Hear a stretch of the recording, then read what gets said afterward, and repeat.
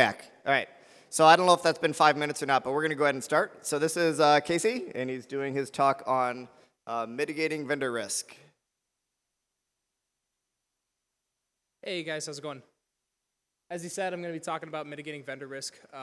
Normally, vendor risk and mitigating vendor risk is not super technical. I'm trying to make it a bit more technical for you and at least bring the scope into security a bit more. So we will go ahead and move on from there. So a little bit about myself. My name is Casey Howard. I'm a GRC/security analyst for Athene USA out in West Des Moines. Been there about 3 years now, and I've been in technology for about 5+ years in total. Almost always in some sort of customer-facing, business-facing role. More about me, I have my BA or my bachelor's in MIS from Grandview, currently going for my MBA at University of Iowa. Husband to my wife Evelyn and my son Wesley. Most of my free time is spent with them, in all honesty. I wish I had time for more of my hobbies, but it is what it is. And also a bit of a foodie. I've tried most of the restaurants in Des Moines. That's also a topic I really like to talk about, just because I like food. I mean, clearly, right? We'll go ahead and get cracking. With these presentations, I've given a couple before, and normally you fall into one of three categories, right, with the topics that we discuss. Either most of this stuff is a review, something you've seen before, something, it's like, hey, Casey, shut up. I've already heard about this, right? This is nothing new to me, right? Or hopefully there's a little bit of reassurance of what you're doing currently, stuff that you're doing currently is similar to what I'm doing. Might not be the right answer, but hey, at least two people are doing it, right? And then hopefully this is the goal for the whole thing, is that I'm revealing at least one or two things of information for you that you haven't seen before, and something that you might be able to take back and actually use. I don't expect most of it to be that way. I expect most of it to be a review or reassurance. But if I can get one or two things to review, I'm pretty happy in all honesty. So about vendor risk. First question, why do you need a vendor risk process? I know most people here are SOC analysts or security engineers. Does anybody have familiarity with vendor risk or can answer the question? What for? Why do we need vendor risk?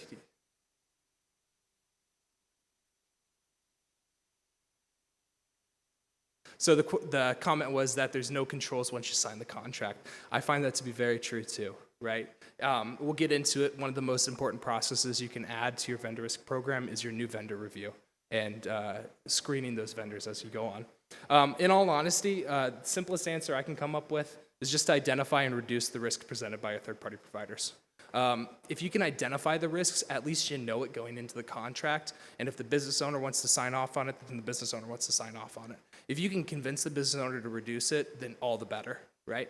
But that's honestly not most of the case. We'll go ahead and, as part of vendor risk, there is all kinds of different types of vendor risk, right? I'm going to cover about 10 of them, and I'm going to really in depth on one of them, which is technical vendor risk, right? And because that's, more the audience that we're talking in front of. So with that, we have our types of vendor risk. Sorry, I keep looking over. I know the mic's not picking it up quite right. So two of the first ones I'll start out with is strategic vendor risk, right? So strategic vendor risk is where you're asking yourself the question of, hey, if we onboard this vendor, if we use this vendor, are they going to steal our trade secrets? Are they going to do something that's going to be able to give them a better competitive edge over us? It's not really that pertinent to security, in all honesty. You got to be aware of it if you're onboarding your own vendors or if you're looking at whatever service provider you're looking at, but it's not really super pertinent. One that is fairly pertinent is your subsequential vendor risk, also known as subservice providers. So if you're onboarding something like Workday, Workday uses AWS for almost everything. You got to know how they implement that AWS and where they store your data. So that way you know what kind of compliance regulations you may be under for that type of risk. Getting into the next couple types, there is financial risk and resource risk. Financial risk is, simply put, how financially stable are they? When it comes to security, the thing you care the most about when it comes to financial risk is especially if you're doing a SaaS platform or somebody that is just a software that you're going to onboard and install in your environment. Are they going to give you more patches later on down the road, right? If they're not financially stable, they're not going to get you those patches because they're going to fall belly up. and then you just get this giant tech debt underneath. Another type of vendor risk is resource risk. Simply put, are they going to do what you say are they going to do what you need them to do when you ask them to do it? If they have a terrible security program, can they fix it if you ask them to fix it, right? If they don't have the resources to do that, then that's a huge risk within your organization. Now we're getting into one of the biggest risks when it comes to a security or technical role is compliance risk. The reason I say it's really important is because most of your security initiatives probably stem from some sort of compliance or regulatory requirements. Simply put, if you are they following the relevant laws and regulations that you're going to need them to, wherever they store their data or wherever they offload your stuff. The next risk, not quite so important, but it's really a replacement risk. It's how unique is the service that they're providing for the business owner, and if they fall belly up or if they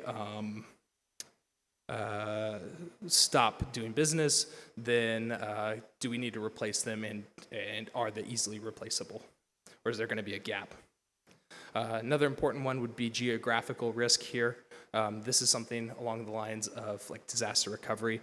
If they have their data center in Florida where it has a major hurricane at least every year, maybe biannually, it's not really a good vendor, and there's a lot of risk there, in all honesty. But if they have it in Iowa, where it's worst you're going to deal with is a major snowstorm or a derecho, you're probably fine. Operational risk, when it comes to security and IT, the thing you mostly care about was going to be uptime, downtime, and any other sort of SLA.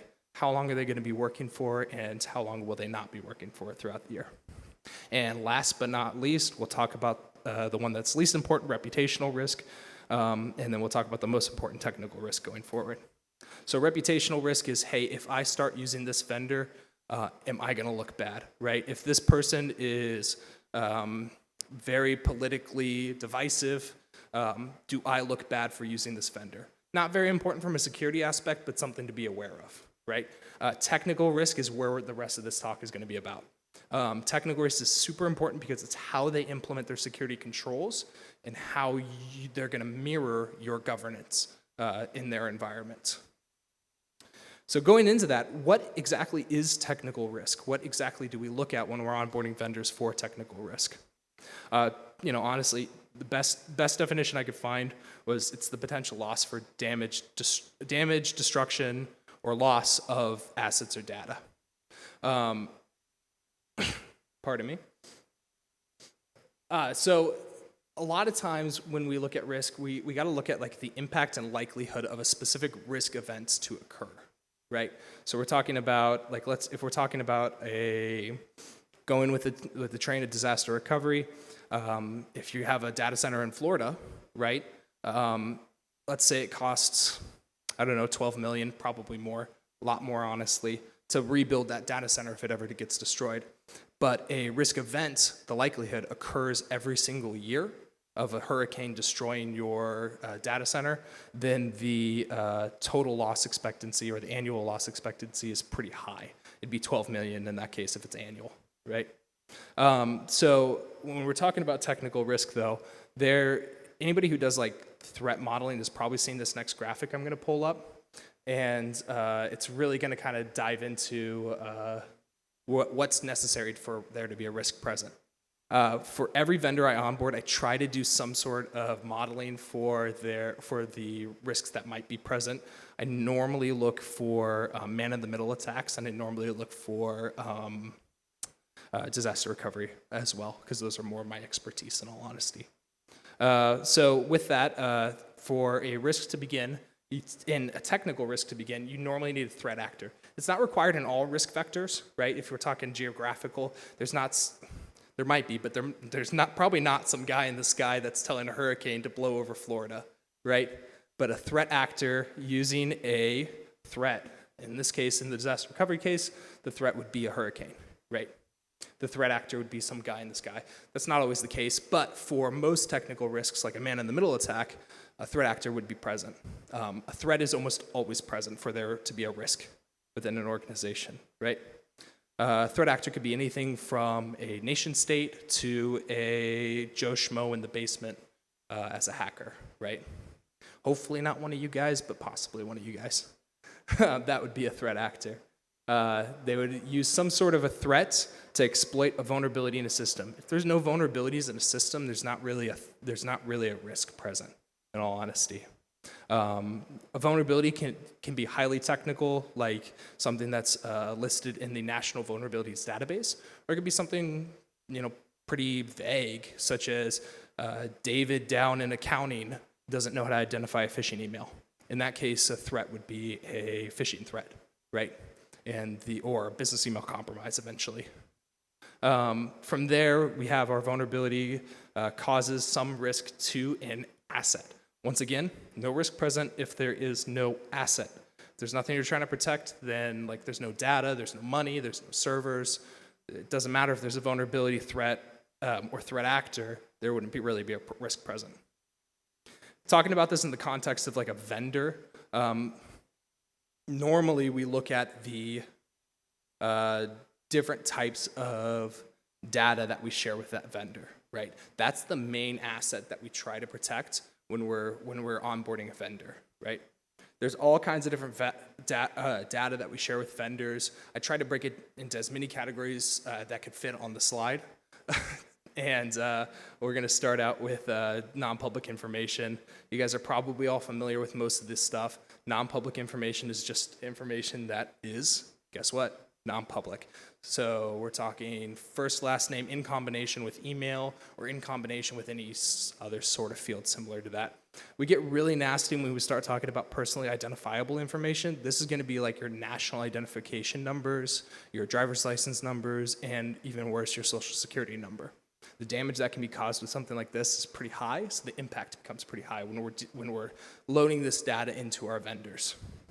Another nasty form would be personal financial information, account numbers, really. That's the main thing we talk about when we're talking about personal financial information. Another one that is also fairly important as far as regulations are concerned is personal health information. The main thing is going to be HIPAA compliance with personal health information in the US. There's other regulations in other countries, but HIPAA is the main one most of you are probably familiar with hearing about.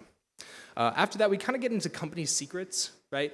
First is going to be financial data, right? We're going to talk about if you're a publicly traded company, you have certain profit loss statements that haven't been published yet. That's going to be important, and trade secrets. All of this stuff, these different types of data are going to feed into your total loss expectancy, the amount of money that the company could lose if a risk event was to occur or a breach, in other words.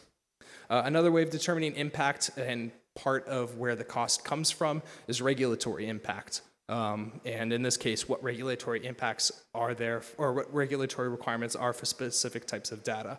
I saw a number out there that per row of data leaked for PII is somewhere around $1,800 per row.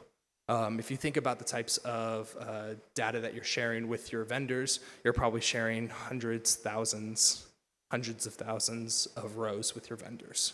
So that adds up pretty quick.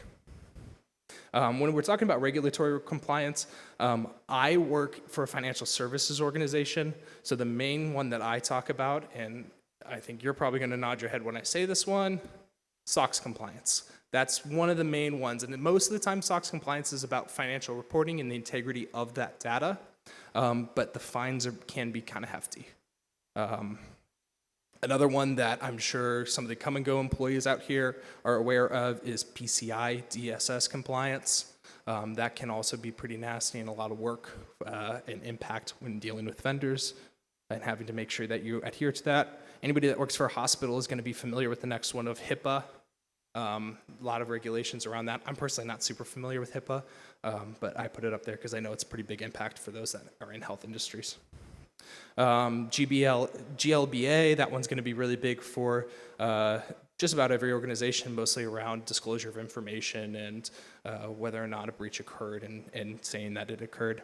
If you work anywhere in the EU market, you're going to deal a lot with GDPR, which is around privacy of the data as it gets leaked.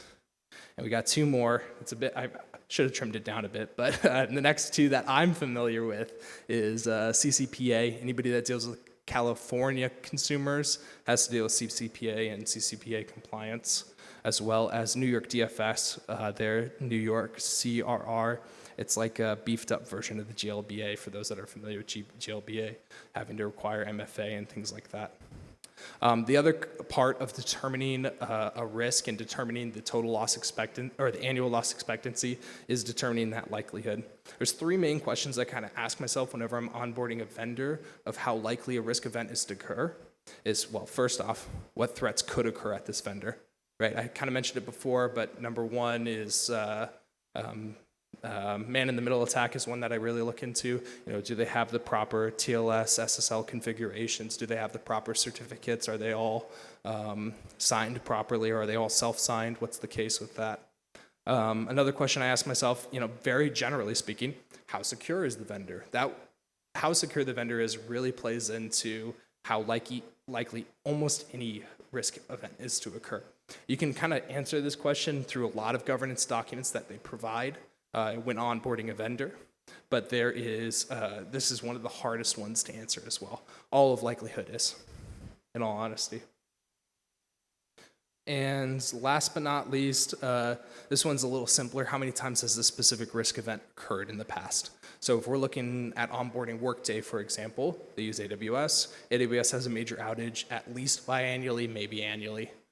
So you can expect some sort of an outage within that time frame. Going from there, after we talked about all about why we try to look at vendor risk and what vendor risk really is, the next question you ask yourself is, well, how do you mitigate it, right? And that's the question I'm still trying to answer myself, in all honesty. But I'll show you exactly how I do it and how I go through the process. Quick short answer of it is I do it by implementing, instilling, and validating any governance that we have within our environment onto the vendors. So any governance that I have, I expect the vendors to adhere to as well. So any policies, standards, compliance regulations I have, I try to make sure they're following those as well.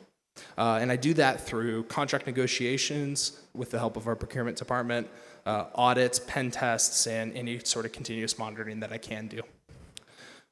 So exactly what do we investigate, or what do I investigate when I do these vendor reviews? Number one is going to be governance models and documents. Next step of that is compliance to those governance models and documents. Are they adhering to what they say they adhere to? I have several processes that we use for that. And then last but not least, any findings that come out of that compliance becomes a risk, and we follow up on that. So we'll go ahead and get into some of the governance models. Like I said, I work for a financial services industry, so one of the ones that's most pertinent to our organization is going to be the AICPA's SOC compliance. There's going to be SOC 1 Type 2, Type 1, SOC 2, Type 1, Type 2, SOC 3 report, just a bunch of them in all honesty. All of them really just kind of give you a maturity model and a maturity idea of how the vendor is with their security programs. The SOC Type 2s typically also come with an audit of their security controls. It really gives you better insight than most of the other documents that we're about to go through. One of the ones that's, in my opinion, it's the opposite, but would be an ISO certification. So an ISO certification is something that's going to have a set of standards that they have to adhere to. But when you have an ISO cert, it doesn't really tell you where you're at in the process. You could be just implemented all the way up to fully implemented for like any sort of security control, and you could potentially be ISO certified. As a reviewer of security vendors, you don't get a lot of insight with ISO cert, whereas a SOC gives you a little bit more insight, in my opinion. A lot of vendors that I see say that they're NIST certified, or they're NIST compliant. Typically, they're talking about the 800-53 or just NIST CSF, but they don't really give a whole lot of details as to it. I normally don't use this as a good model of judging somebody's security because I just don't get enough documents to validate that security with anybody that says they're NIST. Any vendor that deals in the cloud, anybody that uses the cloud is probably familiar with the Cloud Security Alliance and their CAKE questionnaire, which is a questionnaire that just similar to one of the other ones we're going to go over, the SIG, where it just goes through a bunch of different categories and says, hey, where in the process are you of the security? What's great about the cake is you can actually normally read comments on specific controls and know exactly how secure they are. Whereas, like I said, with ISO, you don't really normally get that type of visibility. Anybody in HIPAA is probably familiar with high trust. High trust is a HIPAA-specific type of cybersecurity framework. And last but not least, we have shared assessments. You've probably never heard of it, but you have heard of SIG. SIG is like the big questionnaire that really high-end companies fill out, and there's the SIG full, which is audited and tells you the maturity level of an organization, and there's a SIG light, which is not audited typically and is a lighter version of the full. In all honesty, it just gives you a yes, no, I'm doing this thing, I'm not doing this thing. Whereas with the SIG full, it'll tell you where on the range they are. From there, we'll get into some of the compliance stuff, and I'm going to start out with an example of a new vendor engagement. I've kind of mentioned it with Workday, just because I'm sure most people are familiar with Workday. Let's say that you're an organization and your HR department comes up to you and says, hey, we want to implement Workday. What do you need from us, right? Well, the first question I always ask is, hey, what data are we sharing? Typically with a Workday implementation, you're going to have non-public information, you're going to have personal health information, and you're going to have personally identifiable information. From there, you can kind of figure out what kind of compliance requirements you have. With this specific example, HIPAA would probably be a big one, as well as potentially CCPA and GDPR, depending on where that data is located at and where your employees are located at. So the expectations I would have on that vendor would be to provide me some sort of an ISO cert, some sort of SIG questionnaire, or some sort of documentation around their high trust compliance, because that will really give me the insight into their HIPAA compliance. Every year, my organization, as well as I know other organizations, do a due diligence process. It's very similar to the new vendor review, but it's more compliance focused. So like he stated earlier, most of the time once the contract is signed, there's not much leeway in the security controls you have on that vendor. So your due diligence review should be scoped to those controls you said the vendor should adhere to. So if your vendor says, hey, I do X, Y, and Z for security, in your due diligence, you're checking X, Y, and Z down to the smallest decimal you can, and making sure that they are adhering to that. A lot of times it ends up being just security documentation. Hopefully you have some sort of tool that allows you to do continuous monitoring, such as BitSight or security scorecard, but that's normally what you look at. The due diligence review, in my opinion, really helps you understand the risk vectors, if those risk vectors from when you onboarded till now has degraded. Yeah, that's it for about due diligence. Some of the tools we use, and I have used in the past, it used to be just Scout, now it's Workday, owned by Scout. It's their RFP tool. It's great for contract negotiation and contract document repository, as well as they can send out questionnaires to vendors. BitSight also has the same thing where they can send out questionnaires to vendors, but more specific to security, whereas with Scout, you typically have to build it your own. Security scorecard is basically the yang to BitSight's yin, right? They're basically the same basically do some of the same stuff, but help out in different ways and have a slightly different pricing model. Another compliance thing I do is every single day, every single year we have, or every single day, week, month, year, we have a tool that constantly monitors our key vendors. It checks for any degradation in any risk factor, whether it be any sort of incidents that occur at the vendor. It could be DKIM records not being up to date and valid. It could be SSL configurations showing improper usage of TLS, right? We have a tool that does that, and we use, here's some of the options like BitSight, Scorecard, and UpGuard, and Fortified Data. And it just gives you an insight into your vendors. From there, you should always follow up on those vendors anytime you see a degradation. The next two compliance facets that I'm about to talk about are really reserved for larger companies, because normally you have to have a lot of negotiating power to be able to get this in your contract. The reason for that is because you have access to non-public data. So the first one is third-party audits. So if you have what's known as right to audit written into your contract language, you should be able to audit your SaaS or whatever service provider you're using at any point in time. Like I said, it's reserved for larger companies typically because it just takes a lot of negotiating power. Not a lot of service providers are willing to add right to audit to their contract. It can be done internally, but most of the time it's very cost effective to just use some sort of outsourced provider for your third-party audits. Some of the big names are the big three, right? EY, PwC, Deloitte. Those are the guys that are going to be doing those third-party audits for you. Last one, this is kind of like bleeding edge of vendor management, but actually pen testing your vendors, right? This is something that, like I said, it's bleeding edge. You normally have to have some sort of right to audit or some pen test language written into the contract for signage, and that requires a lot of negotiating power to be able to get that. Once again, it can be done internally, but it can also be outsourced. Very bleeding edge on this one. But actively pen testing your vendors is recommended if you have a lot of data and a lot of assets on that vendor. Typically, your number one or your number two vendors, you should probably pen test them. Some of the big companies that can pen test for you would be like Rapid7, FireEye, or CrowdStrike.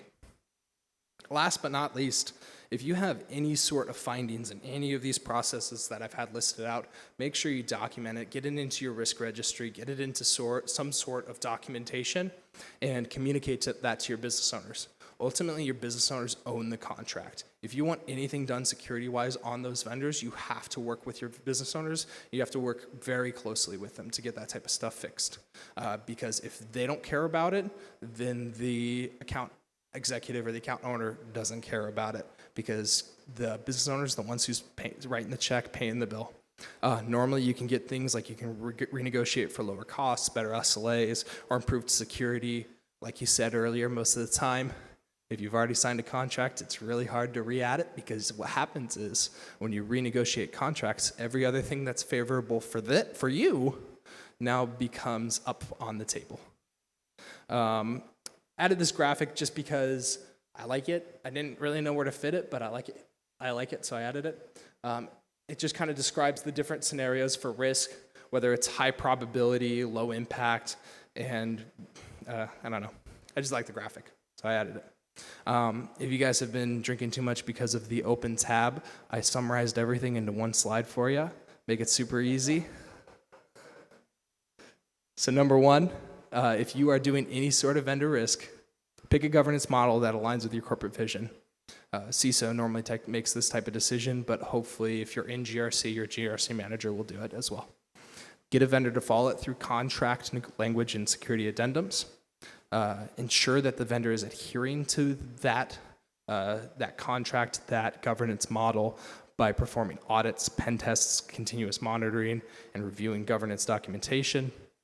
Document and follow up on any risk. I can't overstate that enough. The more you document the risks, the more things you give to your business owner, the more important it becomes to the business owner. That is fine throughout any of those checks that you do throughout the process, and use it as leverage in renegotiation. There is absolutely no silver bullet in security. It requires defense in depth. And I'll end it with a quote that I heard from the former supervisory FBI agent who kind of helped spearhead a lot of the initial cybersecurity efforts at the FBI. SaaS is the new shadow IT. If you don't get a hold on your vendors and you don't get a hold on your business owners before they implement these SaaS solutions, it's just going to explode, and you're going to have to deal with all those killer whales. And last but not least, if you have any feedback, please, SurveyMonkey. I really like it because it helps me know whether or not I tailored it to the audience properly, if I need to get more technical, less technical, if, ands, buts, whatever. Thanks.